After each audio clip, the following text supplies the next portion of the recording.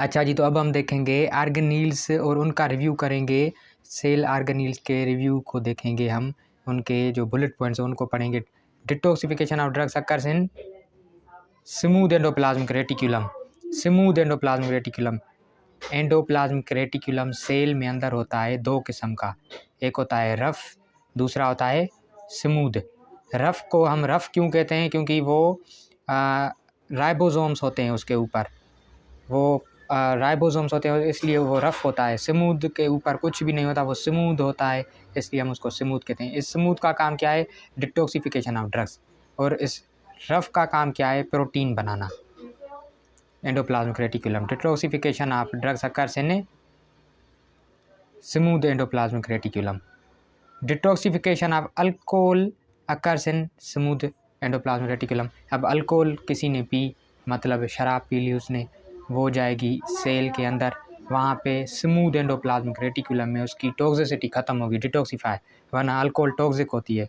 इस तरह से detoxification of alcohol occurs in smooth endoplasmic reticulum. Detoxification of alcohol in normal dose occurs in पैराक्सीसोम्स।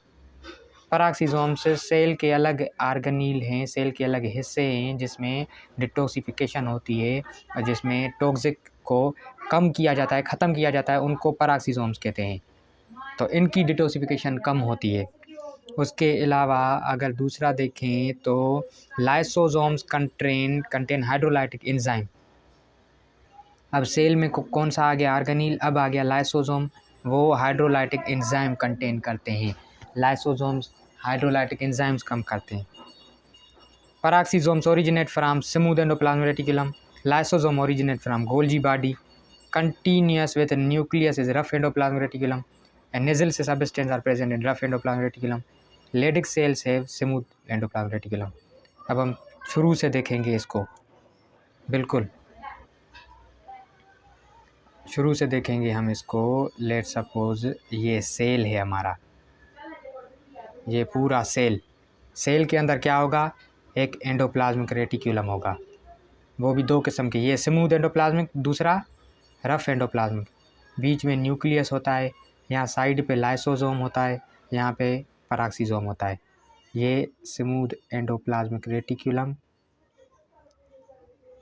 और ये rough endoplasmic reticulum, ये आ गया लाइसोसोम, ये आ गया पैराक्सीसोम, ये nucleus. Smooth endoplasmic reticulum alcohol को डिटॉक्सिफाई करेगा, टॉक्सिन्स को ख़त्म करेगा। स्मूथ रफ एंडोप्लाज्मिक रेटिकुलम के ऊपर प्रोटीन होते हैं, ये प्रोटीन बनाएगा, उसके ऊपर राइबोसोम्स होते हैं। लाइसोसोम्स के ऊपर, लाइसोसोम क्या करते हैं?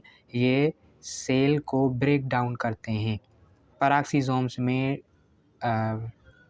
वो पैराऑक्साइड सब्सटेंस होते हैं जो डिस्ट्रक्शन में काम करते हैं। न्यूक्लियस सेल का डीएनए न्यूक्लियस में होता है अंदर। ये नॉर्मल सेल की जो ऑर्गेनील्स की फिजियोलॉजी। और उसके अलावा सेल में और क्या होता है? माइटोकॉन्ड्रिया भी होता है। ये पावर हाउस ऑफ सेल है, पावर हाउस ऑफ सेल, मतलब सेल को पावर बना के देते हैं। ये ग्रिड स्टेशन है, ग्रिड स्टेशन जहाँ पे बिजली बनती है, ये सेल के लिए ग्रिड स्टेशन क्या है? माइटोकॉन्ड्रिया। ठीक है, डबल मेम्ब्रेन बाउंडेड ऑर्गेनील, माइटोकॉन्ड्रिया और न्यूक्लियस को डबल मेम्ब्रेन होती है। न्यूक्लियस को भी डबल मेम्ब्रेन, माइटोकॉन्ड्रिया को भी डबल मेम्ब्रेन। कुछ ऐसे सब्सटेंस होते हैं जिनको सिंगल मेम्ब्रेन होती है। प्रोटीन कहाँ पे बनते हैं? राइबोसोम्स में, और वो रफ एंडोप्लाज्मिक रेटिकुलम में होते हैं। उसके अलावा सेंट्रियोल्स मेक्स बेसल बॉडी, जिनको सीलिया और फ्लैजिला कहते हैं, सेंट्रियोल्स बनाते हैं वो। तो ये है नॉर्मल सेल्स के ऑर्गेनील्स। उसके अलावा एक सेल है सिंपल, उसके बाहर क्या होती है? सोडियम, Na मतलब सोडियम, और उसके अंदर क्या होगी? पोटेशियम। बाहर ज़्यादा मिकदार में क्या होगी? सोडियम, अंदर ज़्यादा मिकदार में क्या होगी? पोटेशियम। अब सेल्स में क्या होता है कि जब कभी कोई भी स्टिमुलस मिलता है, किसी ने टच किया हमको, हम हाथ वहाँ से दूर करते हैं, पिन लगी हाथ में, हाथ दूर करते हैं। क्यों? क्योंकि बाहर सोडियम ज़्यादा होगी, अंदर पोटेशियम ज़्यादा होगी। और जब सोडियम बाहर ज़्यादा होती है और अंदर पोटेशियम ज़्यादा होती है तो हम क्या करते हैं? हाथ को दूर करते हैं, जब हमें हाथ जल जाता है जल्दी से, क्या होता है उस वक्त सोडियम अंदर आना शुरू करती है सेल में और पोटेशियम सेल से बाहर जाती है। सोडियम अंदर, पोटेशियम बाहर, पोटेशियम बाय सोडियम अंदर, पोटेशियम बाहर। अब इसको क्या कहेंगे? इसको हम कहेंगे एक्शन पोटेंशियल।